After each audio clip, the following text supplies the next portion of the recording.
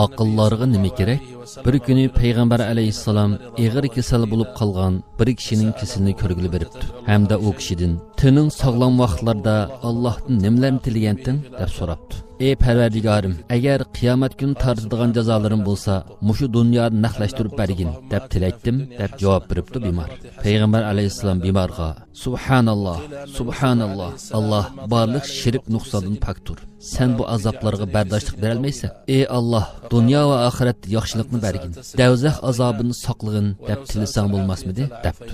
Rivoyatlarda aytilishicha, Yusuf alayhissalomning turmudagi vaqti uzrab bir qancha yil bo'lganda, Yusuf alayhissalom duolarida "Ey Parvardigorim, meni turmuda uzoq tashlayotding" deb iltijo qilgan ekan. Alloh Yusuf alayhissalomga "Sen turmuni so'raganding berdim. Agar omonlikni so'ragan bo'lsang, omonlikni beratdim" debdi. Alloh Qur'oni Karimda Yusuf alayhissalomning tili orqali mundaq deydi: "Ey Parvardigorim, menga ular undigan narsadan, ya'ni fohishidan zindon yaxshiroq. Qadrli qarindishim, yuqorqidek so'zlarni va orzularni qancha qitim qilganligingizni o'ylab baqing. Imom Mavardi mundaq deydi: Har bir kishining taqdiri shu kishining so'ziga bog'liq. Allohdan tilaydigan tilak va duolaringizning eng yaxshi bo'lish, dunyo va oxiratda baxtli bo'lish uchun gap so'zingizga ega bo'ling. Og'zingizdan qandoq so'zlarning chiqmasligini qattiq kontrol qiling. Qilmoqchi bo'lgan so'zlarni qalbingizning yoki iymoningizning tasdiqidan o'tkazing." Shayx Ali Tantaviy o'zi haqida hikoya qilib mundaq deydi: "Bu hikoya men Shomda qozi vaqtimda bir qitimliq do'stlarim bilan bo'lgan kechki o'ltirishda yuz bergan edi.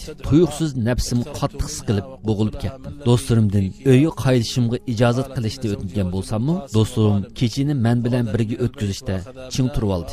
Lekin men og'riqqa chiday olmay do'stlarimga sirtga chiqib aylang'ach sop havodan nafaslanib kiray dedim-da, yolg'izla sirtga chiqdim. Qorong'u ichida ketib o'tib, tuyuqsiz sohilning orqa tarafidan bir kishining yig'a va ahzorini angladim. Berib qarasam, qiyinchilikda qolgan yolg'iz bir ayol ichidan o'ksib yig'lab duo qilib o'tibdi. Uning yaqinlashib, "Nima uchun buncha yig'laysiz? Sababi nima?" deb so'radim. U ayol javob berib, "Erim zolim bir kishi edi. Bolalarimni tortib olib, uydan qo'g'lab chiqardi. Hamda bir necha kun meni ko'rmaydiganligiga qasam qildi. Mening hech qanday tuqqanim, boradigan yerim yo'q" dedi. "Nima uchun qozixonaga bormadingiz?" dedim u ayolga. U ayol bir pas o'ksib yig'ilgandan keyin, "Bir ayol kishi qandoqmi qozi bilan aloqa qila olsin? Qozini yoniga bora olsin" dedi. Shayx Ali Tantaviy mo ta'sirlangan holda ko'zi chiqibdi.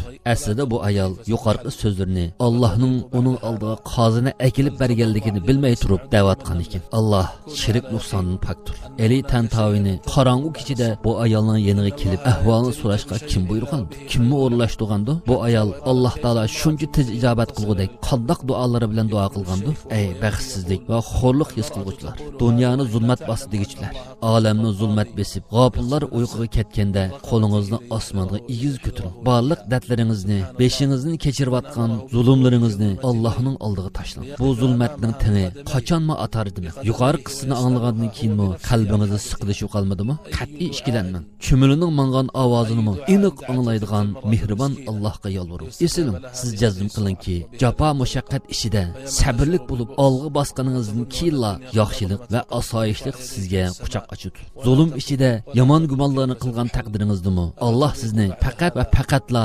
keyinchidagi yaxshi ishlar bilan sinoq qiladi. Qarindishim, o'zingizni xushal tuting. Agar Yusuf alayhissalom mushaqqatli sinoqlarni boshdan kechirmagan bo'lsa edi, dadasi Yaqub alayhissalomning g'am qayg'usiga amal qila olmagan bo'ladi. Lekin Yusuf alayhissalom bir qancha yillik mushaqqatli imtihonni boshdan kechirgandan keyin Misrning azizi bo'ldi emasmi? Yuqorqi bayonlarni anglabmi, qalbingiz yana siqilarmi? Yanla jazm qilingki, sabrdan keyin dard alamlik azoblarning ochiqligini unutuldirish uchun sizni yaxshiliklar kutib turdi. Ey Alloh, bu uchur va ta'sirlik da'vatni echib anglab, manfaatlanganlarga har tarafni rizq bergin, rizqini keng qilgin. Bu uchurning do'stlari va atrofidagi kishilar orasida tarqatquchilarni hisob olmasdan, jazolamasdan jannatiga musharraf qilgin. Ularni g'am andishlaridan yiroq qilgin va qutuldirgin. Amin.